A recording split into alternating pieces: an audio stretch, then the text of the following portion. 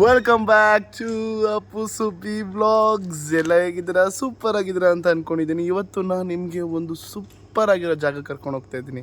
First and foremost ಏನು ಅಂದರೆ ನಮ್ಮ ಅಮ್ಮಂಗೆ ಒಂಚೂರು ಗೊತ್ತಿಲ್ಲ, ತಪ್ಪಿಸ್ಕೊಂಡು ಬಂದಿದ್ದೀನಿ.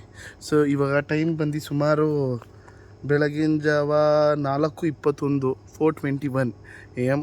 ಸೊ ಆದಷ್ಟು ಬೇಗ ಆ ಲೊಕೇಶನ್ಗೆ ಹೋಗಬೇಕು ನಾನು. ಸೊ ಆರಾಮಾಗಿ ಲೊಕೇಶನ್ ಹತ್ರ ಹೋಗಿ ನಿಮ್ಮ ಹತ್ರ ಹೋಗ್ತಾ ಎಲ್ಲನೂ ಅಪ್ಡೇಟ್ ಮಾಡ್ತಾ ಹೋಗ್ತೀನಿ. Let's start the day with a beautiful smile.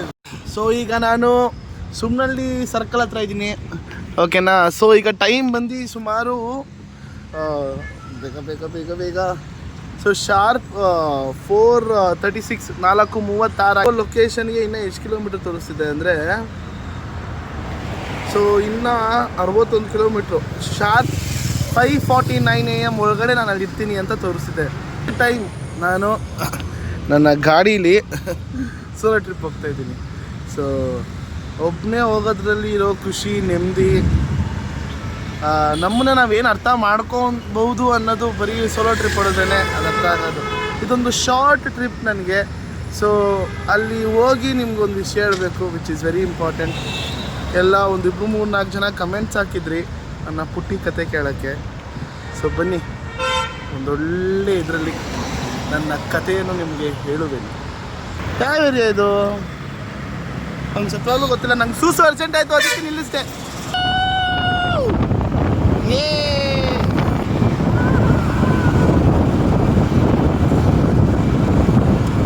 ಎಂಥ ವೆದರು ನೋಡ್ರಿ. ಅಲ್ಲಿ ನೋಡ್ರಿ ಎಷ್ಟು ಕಲರ್ ಹೆಂಗಿದೆ ಅಂದರೆ ಪ್ಯೂರ್ ಸ್ಯಾಫ್ರನ್ ಕಲರ್. ಇನ್ನೇನು ಸೂರ್ಯ ಆದಷ್ಟು ಬೇಗ ಹುಟ್ಟುತ್ತಾರೆ, ನಾವು ಆದಷ್ಟು ಬೇಗ ಹೋಗೋಣ ಬನ್ನಿ. ಸೊ ನಾನೀಗ ದೇವನಹಳ್ಳಿ ಟೋಲ್ಗೇಟ್ ಹತ್ರ ಇದ್ದೀನಿ. ಸೊ ಒಂದು ಟೀ ಜೊತೆ ಇದ್ದೀನಿ. ಆಹಾ ಏನು ಚಳಿ ಅಂತೀರಾ, ಬರಬೇಕಾದ್ರೆ ಅಂತಿಂತ ಚಳಿ ಅಲ್ಲ, ಬಟ್ ಇದ್ರಲ್ಲಿ ಒಂಥರ ಮಜಾ ಇದೆ. ಫಸ್ಟ್ ಆ್ಯಂಡ್ ಫಾರ್ಮೋಸ್ಟ್ ಏನಂದರೆ ನಮ್ಮ ಅಮ್ಮಂಗೆ ಗೊತ್ತಿಲ್ಲ, ನಮ್ಮ ಅಮ್ಮಂಗೆ ಒಂಚೂರು ಐಡಿಯಾನೂ ಇಲ್ಲ. ಎಲ್ಲ ಇನ್ನೂ ಮಲಗಿರ್ತಾರೆ ಮನೆಯಲ್ಲಿ. ಹಿಂಗೆ ಪ್ಲ್ಯಾನ್ ಮಾಡಿ ಹಿಂಗೆ ಬಂದೆ to have a me time, ನನ್ನ ಟೈಮ್ ಸ್ಪೆಂಡ್ ಮಾಡೋಕ್ಕೆ. ರಾತ್ರಿ ಮುಗೀತು, ಬೆಳಗ್ಗೆ ಶುರು ಆಯಿತು.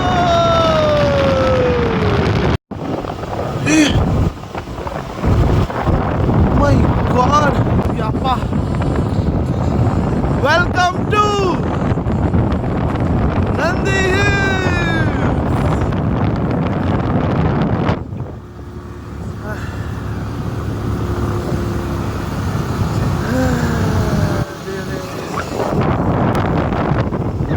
This is real excitement, guys. Suryodaya.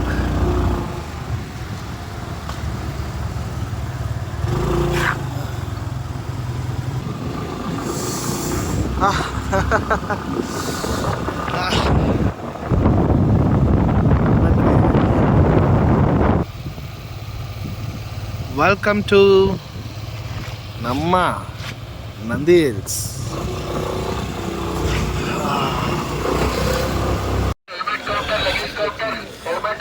Ticket ಕೌಂಟ್ರಿಗೆ ಬಂದಿದ್ದೀನಿ. ಈಗ ಟಿಕೆಟ್ ತಗೊಂಡು ಹೋಗೋಣ.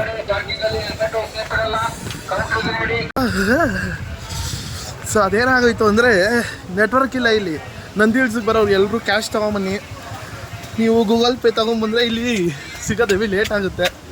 ಸೊ ನನಗೆ ಒಂದು ವೆಹಿಕಲ್ಗೆ 2 ವೀಲರ್ ವೆಹಿಕಲ್ ಪಾರ್ಕಿಂಗಿಗೊಂದು ಮತ್ತು ಇನ್ನೊಂದು ನನಗೆ. ಸೊ ಓವರಾಲಾಗಿ 50 ರೂಪಾಯಿ ಆಯಿತು ಅಷ್ಟೇ. ಜನ ತುಂಬ ಜನ ಬಂದಿದ್ದಾರೆ. ನಾನು ಜನ ಕಮ್ಮಿ ಇರ್ತಾರೆ ಅಂದ್ಕೊಂಡೆ, ಬಟ್ ಹೆವಿ ಜನ ಇದ್ದಾರೆ. ಎಲ್ಲ ಟಿಕೆಟ್ನ ಇಸ್ಕೋತಾರೆ. ಟಿಕೆಟ್ ಇಸ್ಕೊಂಡು ಹೋಗೋಣ. ಎಷ್ಟು ಖುಷಿ ಆಗ್ತಿದೆ ಅಂದರೆ,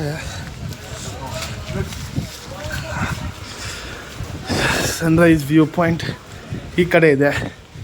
ಸೊ ನಾವು ಸನ್ರೈಸ್ ವ್ಯೂ ಪಾಯಿಂಟ್ಗೆ ಹೋಗೋಣ ಬನ್ನಿ. ಏನಾದರೂ ಕಾಣಿಸ್ತಿದ್ಯಾ? ನನಗೆ ಕಾಣಿಸ್ತಾ ಇಲ್ಲ ಕಣ್ರಿ. ಓಯ್ ಓಯ್ ಓಯ್, ಯಾವಾಗಲೂ ಚಿಕ್ಕ ವಯಸ್ಸಿಂದ ಒಂದು ಕೇಳ್ತಾ ಇದ್ದಿದ್ದೆ ಒಂದು, ಅಯ್ಯಪ್ಪ ಸುಸ್ತಾಗೋಯ್ತು, ಮೇಲ್ಗಡೆ ಸ್ವರ್ಗ ನರ್ಕ ಅನ್ನೋದೊಂದಿದೆ ಅಂತ. ನಂಗೆ ನಿಜವಾಗ್ಲೂ ಏನು ಅನ್ನಿಸ್ತಿದೆ ಗೊತ್ತಾ, ನರಕದಿಂದ ಸ್ವರ್ಗಕ್ಕೆ ಬಂದಂಗೆ ಅನ್ನಿಸ್ತಿದೆ ನಿಜವಾಗ್ಲೂ. ಹಾಂ ಹಾಂ, ತುಂಬ ಖುಷಿ ಆಗ್ತಿದೆ.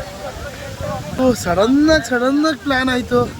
ಅದು ನನ್ನ ನಮ್ಮಮ್ಮನ ಜೊತೆ ಮಾತಾಡ್ಬೇಕಾದ್ರೆ ಹೇಳಿದ್ನಲ್ಲ, ನಾನು ಆಗಲೇ ವೀಡಿಯೋದಲ್ಲಿ ತೋರಿಸಿದ್ನಲ್ಲ ಹೋಗಬೇಕು ಅಂತ.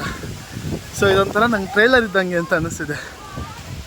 ನಾನು ಯಾವಾಗ ಯೂಟ್ಯೂಬ್ ಮಾಡೋಕ್ಕೆ ಸ್ಟಾರ್ಟ್ ಮಾಡಿದ್ನೋ ಅವಾಗಲಿಂದ ನನಗೇನೋ ಒಂದು ಪಾಸಿಟಿವ್ ಫೀಲಿಂಗ್ ದಟ್ ನನ್ನ ಲೈಫ್ ಇವಾಗಲಿಂದ ಸ್ಟಾರ್ಟ್ ಆಗಿದೆ ಅಂತ. ಐ ಫೀಲ್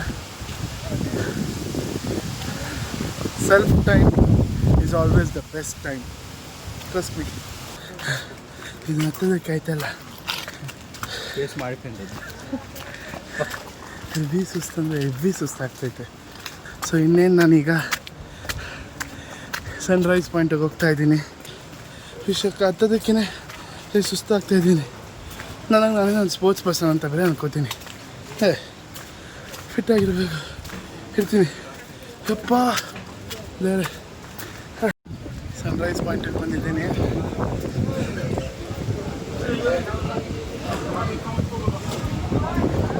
ಸನ್ರೈಸ್ ಪಾಯಿಂಟ್ ಅಲ್ಲಿಂದ ಚೆನ್ನಾಗಿ ಕಾಣಿಸುತ್ತೆ ಅಂತ ಅನ್ನಿಸ್ತೀನಿ.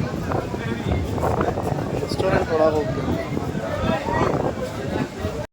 ಸೊ ಸನ್ರೈಸ್ ಚೆನ್ನಾಗಿದೆ, ಸನ್ರೈಸ್ ಆಗ್ತಾ ಇದೆ. ಬಡ ಎಕ್ಸ್ಪೀರಿಯನ್ಸ್ ಬಡ ಎಕ್ಸ್ಪೀರಿಯನ್ಸ್. ನಾನು ಯಾವತ್ತೂ ಈ ಥರ ಲೈಫಲ್ಲೇ ಯಾವತ್ತೂ ಈ ಥರ ಬಂದಿರಲಿಲ್ಲ. ಒಬ್ಬನೇ ಯಾವತ್ತೂ ಇಲ್ಲ. ನನಗೆ ಯಾವಾಗ ಫ್ರೆಂಡ್ಸ್ ಜೊತೆ ಹೋದರೆ ಚೆನ್ನಾಗಿರುತ್ತೆ, ಫ್ರೆಂಡ್ಸ್ ಜೊತೆ ಹೋದರೆ ತುಂಬ ಚೆನ್ನಾಗಿರುತ್ತೆ. ಆದರೆ ಸೋಲೋ ಟ್ರಿಪ್ ಸೂಪರ್.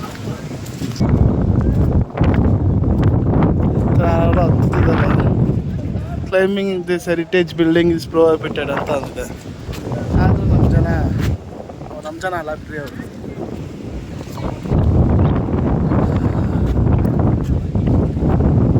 ಏನಾದರೂ ಒಂದು ಹೇಗಿದ್ದಾರೆ ಅಂದಾಗ ಅದನ್ನು ನಾವು ಕಲಿಬೇಕು, ಮಾಡಬಾರ್ದು. ಅದನ್ನು ಅಲ್ಲಿಂದ ಬಂದ್ಬಿಟ್ಟು ನನಗಂತೂ ಕೆಟ್ಟ ಕೋಪ ಬಂದ್ಬಿಡುತ್ತೆ. ಎಲ್ಲೇ ಆಗಲಿ, ಅದರಲ್ಲೂ ಎಸ್ಪೆಷಲಿ ನಮ್ಮ ಇದರಲ್ಲ ಈ ಥರ ಎಲ್ಲ ಮಾಡಿಬಿಟ್ರೆ ಹೆವಿ ಕೋಪ ಬಂದ್ಬಿಡುತ್ತೆ ನನಗೆ. ಈ ಒಂದು ನೇಚರು, ಈ ವಾಕಿಂಗು, ಸನ್ರೈಸ್ ಎಲ್ಲ ನೋಡ್ತಿದ್ರೆ ಒಂದು ಸಾಂಗ್ ಜ್ಞಾಪಕ ಆಗ್ತದೆ. ಯಾವ್ದು ಗೊತ್ತಾ? ಹೊಸ ಸಂವತ್ಸರ, ಹೊಸ ಮನ್ವಂತರ ಶುರುವಾಗಿದೆ ಈಗ, ಮೊದಲ ಮಳೆಯಂತೆ. ಚಂದವೋ ಚಂದ. What experience guys. ನಂದಿ ಹಿಲ್ಸಲ್ಲಿ ಸೂಪರ್ ಎಕ್ಸ್ಪೀರಿಯನ್ಸ್. ಬೆಳಗಿನ ಜಾವನೇ ಎದ್ದು ದೂರ ಟ್ರಾವೆಲ್ ಮಾಡಿಕೊಂಡು ಬಂದ್ಬಿಟ್ಟು ನೋಡಿ ಚೆನ್ನಾಗಿದೆ ನೋಡಿ. ಬನ್ನಿ ನೀವು ಅಲ್ಲಿ ಕೂತ್ಕೊಳ್ಳೋಣ. ಈ ಥರ ಬಂದಾಗ ಹೋಗ್ರಿ, ಎಂಜಾಯ್ ಮಾಡಿರಿ, ಟೆನ್ಷನ್ ಬಿಡ್ರಿ, ಎಲ್ಲ ಬಿಟ್ಬಿಟ್ಟು ಹೋಗಿ. ನಮ್ಮ ಅಮ್ಮಗೆ ನಾನು ಯಾವಾಗಲೂ ಹೇಳ್ತಾ ಇರ್ತೀನಿ, ಅಮ್ಮ ಯಾವಾಗಲೂ ಇವಾಗ ಇಷ್ಟಾದರೂ ಕಷ್ಟಪಟ್ಬಿಡು ಆಯಿತಾ. ಅಂದರೆ ಯೂಶ್ವಲಿ ಎಲ್ರದ್ದು ಮೈಂಡ್ಸೆಟ್ಟು ಹಾಗೇ ಇರುತ್ತೆ. ಈಗ ಕಷ್ಟಪಟ್ಬಿಡು, ಆಮೇಲೆ ನೀನು ಹೆಂಗಾದರೂ ಮಾಡಿ ನೀನು ಇನ್ನೂ ಚೆನ್ನಾಗಾಗ್ತೀಯಾ. ಅಂದರೆ ಎಲ್ರ ಮೈಂಡ್ಸೆಟ್ ಹೇಗಿರುತ್ತೆ ಅಂದರೆ ನಮ್ಮ ತಾಯಂದ್ರ ಮೈಂಡ್ಸೆಟ್ಟು ಇವಾಗ ಕಷ್ಟಪಟ್ಬಿಡು, ಓಕೆನಾ, ಆಮೇಲೆ ನೀನು ಮುಂದಕ್ಕೆ ತುಂಬ ಚೆನ್ನಾಗಿರ್ತೀಯ. ಕಷ್ಟನೂ ಪಡಬೇಕು, ಆದರೆ ನಮಗೇನೇನು ಇಷ್ಟನೋ, ನಮಗೇನೇನು ಖುಷಿ ಸಿಗುತ್ತೋ ಅದನ್ನು ನಾವು ಮಾಡಬೇಕು ಅಂತ ನಾನು ಹೇಳ್ತೀನಿ. ಯಾಕಂದರೆ ಆ ಒಂದು ಏಜಲ್ಲಿ ಆ ಒಂದು ಫೀಲ್. ಈಗ ನನಗೆ ನಮ್ಮ ಅಕ್ಕಂಗೆ ಯಾವಾಗಲೂ ಒಂದು ಕಾನ್ವರ್ಸೇಷನ್ ನಡೀತಾ ಇರುತ್ತೆ. ಯಾಕಂದರೆ ನನಗೆ ಮತ್ತು ನಮ್ಮ ಅಕ್ಕಂಗೆ ಅಷ್ಟೊಂದು ಡಿಫ್ರೆನ್ಸ್ ಇಲ್ಲ. ನಾವಿಬ್ಬರು ಸೇಮ್, ನಾನಾಗಿರಲಿ ನಮ್ಮ ಅಕ್ಕ ಆಗಿರಲಿ, ವಿ ಬೋತ್ ಆರ್ ಸೇಮ್. ನಾವು ಫೀಲ್ ಮಾಡೋದಾಗಿರಲಿ, ಸಾಂಗ್ಸ್ ಕೇಳೋದಾಗಿರಲಿ, ನಾವಿಬ್ಬರು ಇಂಟ್ರೆಸ್ಟ್ ಬೋತ್ ಆರ್ ಸೇಮ್, ಓಕೆನಾ. ನಾನು ತುಂಬ ಇವಾಗ ನನಗಿಂತ 4 ವರ್ಷ ದೊಡ್ಡವಳು ನಮ್ಮ ಅಕ್ಕ. ನಾನು ಇವಾಗ ಸಾಂಗ್ಸ್ ಕೇಳಿ ತುಂಬ ಹಿಂಗೆಲ್ಲ ಗೀಲೆಲ್ಲ ಮಾಡ್ತಾಯಿದ್ರೆ ಸತ್ಯ ನನ್ನ ಏಜಿಗೆ ಬಂದಮೇಲೆ ಇದೆಲ್ಲ ಇಂಟ್ರೆಸ್ಟ್ ಕಮ್ಮಿ ಆಗಿಬಿಡುತ್ತೆ ಅಂತ ನಮ್ಮ ಅಕ್ಕ ಅಂತಾಳೆ. ಬಟ್ ನನಗೆ ನಾನು ಯಾವ ಥರ ಅಂದರೆ ನನಗೊಂದು ಸತಿ ಒಂದು ತುಂಬ ಇಷ್ಟ ಅಂತ ಅಂದಾಗ ಅದೇನೇ ಆಗಲಿ ನಾನು ಅದರಿಂದ ಚೇಂಜ್ ಆಗೋಲ್ಲ. ಓಕೆನಾ, ಮೇ ಬಿ ಸಿಚುಯೇಷನ್ಸ್ ಚೇಂಜ್ ಆಗ್ಬೋದು, ಮೇ ಬಿ ನಮ್ಮ ಮೈಂಡ್ಸೆಟ್ಟು ನಮ್ಗೆ ರೆಸ್ಪಾನ್ಸಿಬಿಲಿಟೀಸ್ ಬಂದಾಗ ಚೇಂಜ್ ಆಗ್ಬೋದು. ಬಟ್ ಅದರ ರೆಸ್ಪಾನ್ಸಿಬಿಲಿಟೀಸ್ ಬಂದಾಗಲೂ ಕೂಡ ನಾನು ಬೇರೆ ಥರ ಸಾಂಗ್ಸ್ ಕೇಳ್ತೀನಿ. ಸಾಂಗ್ಸ್ ಕೇಳೋದೇ ಚೆಂದ, ಅದರಲ್ಲೂ ನಮ್ಮ ಕನ್ನಡ ಸಾಂಗ್ಸ್ ಕೇಳೋದು ಇನ್ನೂ ಚೆಂದ. ಸೊ ನಾನು ಇದರಲ್ಲಿ ಏನು ಹೇಳಬೇಕು ಅಂತ ಇದ್ದೀನಿ, ತುಂಬ ಮೇಯ್ನ್ ಅಂದರೆ ನನಗೆ ಇದರಲ್ಲಿ 2 ವಿಷಯ ಮಾತಾಡಬೇಕು ಆಯಿತಾ. ಒಂದು ವಿಷಯ ನಾನು ಬರ್ತಾ ಫೀಲ್ ಆಗಿದ್ದು, ಇನ್ನೊಂದು ವಿಷಯ ನಾನು ಬರೋಕ್ಕೂ ಮುಂಚೆನೇ ನಾನು ನಿಮ್ಮ ಹತ್ರ ಹೇಳ್ಕೋಬೇಕು ಅಂತ ಅಂದ್ಕೊಂಡಿದ್ದು. ಸರಿನಾ? ಒಂದು ವಿಷಯ ಇಲ್ಲಿ ಬಂದಾಗ ಏನು ನನಗೆ ಅರ್ಥ ಆಗಿದ್ದು ಅಂದರೆ, ನಮ್ಮಮ್ಮ ಯಾವಾಗಲೂ ಒಂದು ಮಾತು ಹೇಳೋರು, ರಾತ್ರಿ ಇರೋದು ಮಲ್ಗೋದಕ್ಕೆ, ಬೆಳಗ್ಗೆ ಇರೋದು ಎದ್ದು ಕೆಲಸ ಮಾಡೋದಕ್ಕೆ ಅಂತ. ಆಯಿತಾ, ನಾನು ನೈಟ್ ಶಿಫ್ಟ್ ಕೆಲಸ ಮಾಡಬೇಕಾದ್ರೆ ಆಯಿತು 1-1.5 ವರ್ಷ ನೈಟ್ ಶಿಫ್ಟ್ ಮಾಡಿದೆ. 2-3 ಕಂಪ್ನೀಲಿ ನೈಟ್ ಶಿಫ್ಟ್ ಮಾಡ್ತಾನೇ ಇದ್ದೆ. ಯಾವಾಗ ರಾತ್ರಿ ಮಧ್ಯರಾತ್ರಿ 3 ಗಂಟೆ 4 ಗಂಟೆ ಮಲ್ಕೊಂಡು ಮಧ್ಯಾಹ್ನ ಎದ್ದೇಳ್ತಾ ಇದ್ದೆ. ನಾನು ಎಲ್ರಿಗೂ ನೈಟ್ ಶಿಫ್ಟಲ್ಲಿ ಕೆಲಸ ಮಾಡೋರು ಎಲ್ರಿಗೂ ನಾನು ಹೇಳೋದೇನು ಅಂದರೆ, ಹೌದು ದುಡಿಬೇಕು, ಮಾಡಲೇಬೇಕು, ಆಪ್ಷನ್ ಇರೋಲ್ಲ ನಮಗೆ. ಓಕೆನಾ, ನನಗೂ ಕೂಡ ಆ ಟೈಮಲ್ಲಿ ಆಪ್ಷನ್ ಇರಲಿಲ್ಲ. ಮತ್ತು ಇನ್ನೊಂದು ನನಗೇನು ಪ್ರಾಬ್ಲಮ್ ಆಗಿರೋದು ಅಂದರೆ, ನನಗಿವಾಗ ಎಕ್ಸ್ಪೀರಿಯೆನ್ಸು ಕೂಡ ಆ ಥರ ಕಂಪ್ನೀಸ್ಗಳಲ್ಲೇ ಸಿಗೋದು ನನಗೆ. ಓಕೆನಾ, ನಾನು ಹೇಳೋದೇನು ಅಂದರೆ, ಬೆಳಗ್ಗೆ ಶಿಫ್ಟ್ ಹುಡುಕ್ರಿ, ಬೆಳಗ್ಗೆ ಕೆಲಸ ಮಾಡಿ, ಮಧ್ಯಾಹ್ನ ಆನ್ ಟೈಮ್ ಊಟ ಮಾಡಿ, ಸಾಯಂಕಾಲ ಕೆಲಸ ಮುಗಿಸ್ಕೊಂಡು ಫ್ರೆಂಡ್ಸ್ಗಳನ್ನ ಮೀಟ್ ಮಾಡಿಕೊಂಡು ಮನೆಗೆ ಬಂದು ಅಮ್ಮನ ಜೊತೆ ಟಿ ವಿ ನೋಡಿಕೊಂಡು ಅಪ್ಪನ ಜೊತೆ ಮಾತಾಡಿಕೊಂಡು ಮಲ್ಕೊಳ್ರಿ. ಇದೇ ಚಂದ, ಇದೇ ಲೈಫು, ಇದೇ ಜೀವನ. ನಾವೇನೇನೋ ಬೇರೆ ಬೇರೆ ನೈಟ್ ಶಿಫ್ಟು ಅದು ಇದು ನನಗನ್ಸಿದ್ದು ನಾನು ನಿಜ ಹೇಳ್ತಾಯಿದ್ದೀನಿ. ಯಾಕಂದರೆ ನನಗೆ ಎಕ್ಸ್ಪೀರಿಯೆನ್ಸ್ ಇದೆ, ನಾನು ನೈಟ್ ಶಿಫ್ಟಲ್ಲಿ ಕೆಲಸ ಮಾಡ್ತಿದ್ದವನು. ಸತ್ಯ ಹೇಳ್ತೀನಿ ಕಣ್ರಿ, ಅದಲ್ಲ. ನೋಡ್ರಿ ಎಷ್ಟು ಚೆನ್ನಾಗಿದೆ, ಚೆನ್ನಾಗಿದೆ.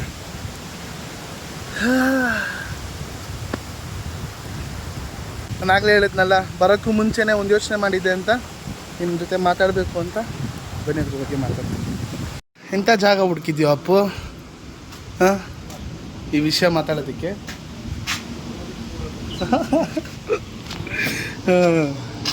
ನೀವು ಅದರ ನೋಡಿದಾಗ ಅರ್ಥ ಆಗಬೇಕಾಗಿತ್ತು ನಾನು ಯಾವ ವಿಷಯ ಬಗ್ಗೆ ಮಾತಾಡ್ತಾಯಿದ್ದೆ ಅಂತ.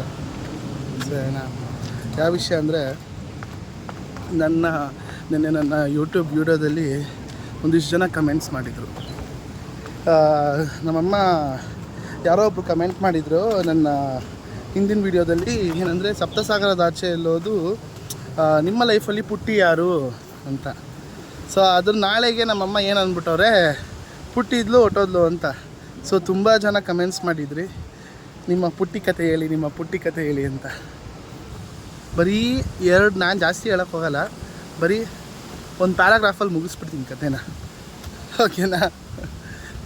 ಇದು ಒಂದೊಳ್ಳೆ ಫೀಲಲ್ಲಿ ಹೇಳೋಣ.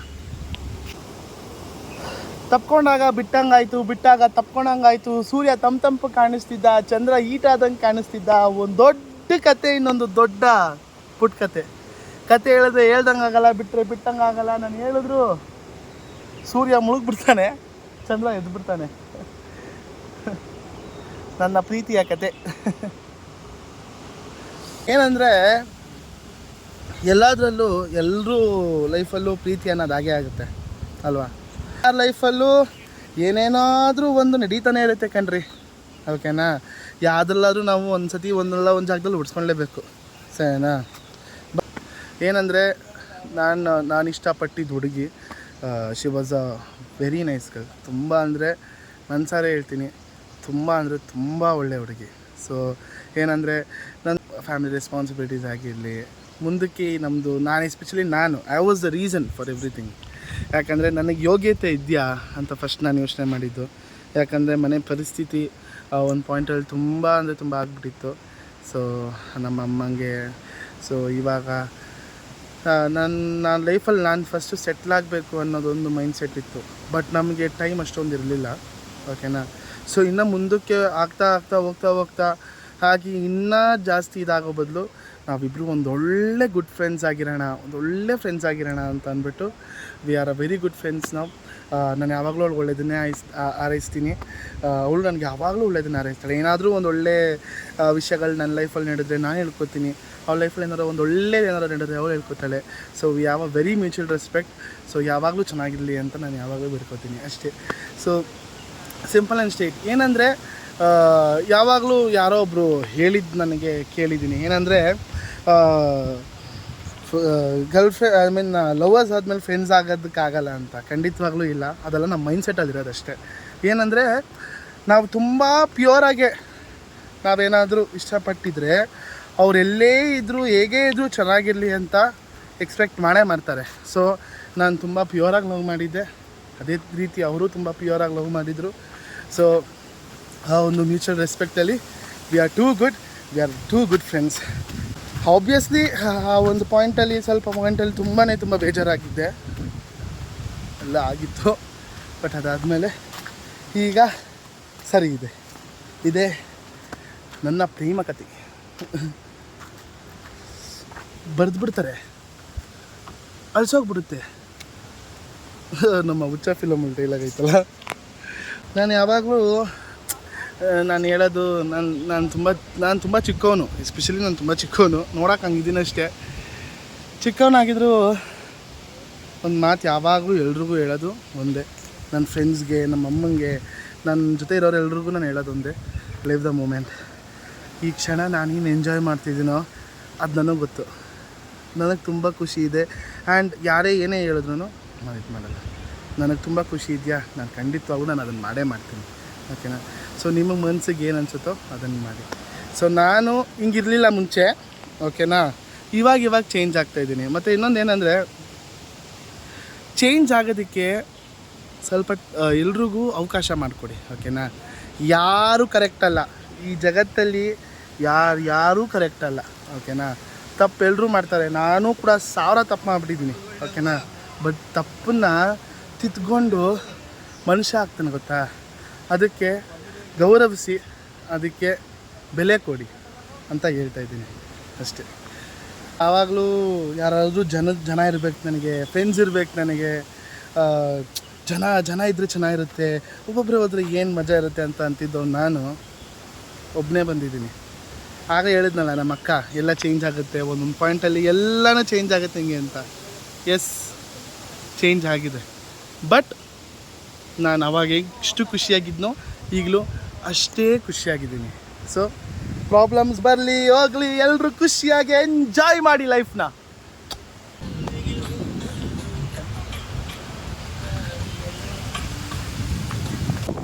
నెక్స్ట్ లెవెల్ ఉంది కదా, నెక్స్ట్ లెవెల్ ఉంది కదా.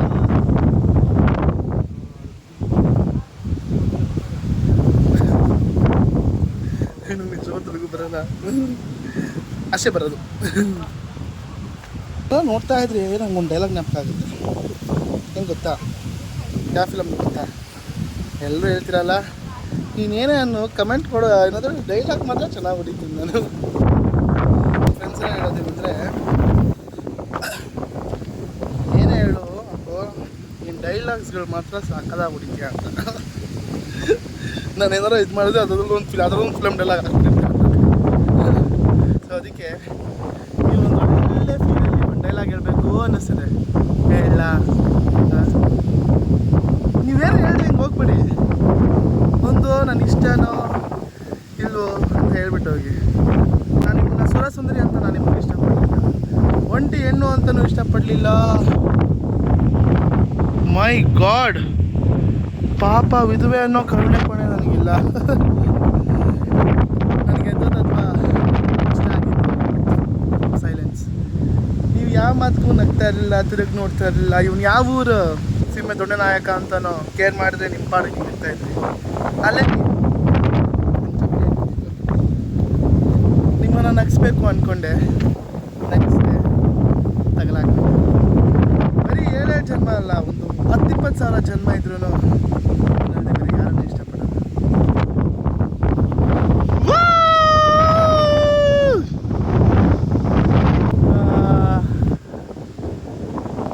Thank you god, thank you so much. You so much ಬಾಬಾ. ಇದನ್ನೆಲ್ಲ ಸ್ಟಾರ್ಟ್ ಆಗಿರಲಿಲ್ಲ ಅಂದಿದ್ರೆ, ನನಗೆ ಆ ಕೆಲಸದಿಂದ ಅವರು ಹೋಗು ಅಂತ ಹೇಳ್ದೆ ಇದ್ದಿದ್ದಿದ್ರೆ ಇಂಥ ಮೂಮೆಂಟ್ನ ನಾನು ಮಿಸ್ ಮಾಡ್ಕೊಳ್ತಿದ್ದಲ್ಲ. ಯಾವುದಾದ್ರೂ ಒಂದು ವಿಷಯ ನಿಮ್ಮ ಲೈಫಲ್ಲಿ, ಯಾವುದೇ ವಿಷಯ ಆಗಿರಲಿ, ಅದು ಹೋಗ್ತಿದೆ ಅಂತ ಅಂದರೆ ಬಿಟ್ಬಿಡಿ. ಇನ್ನೂ ಒಂದು ಒಳ್ಳೆಯದು ನಮಗೋಸ್ಕರ ಯಾವಾಗಲೂ ಕಾಯ್ತಾ ಇರುತ್ತೆ ಅನ್ನೋ ನಂಬಿಕೆಲಿರಿ ಅಷ್ಟೇ. ಸೊ ಇವತ್ತಿಗೆ ಇವಾಗ ಒಂದು ಪ್ರಾಬ್ಲಮ್ ಏನಂತಂದರೆ, ಸೂಪರ್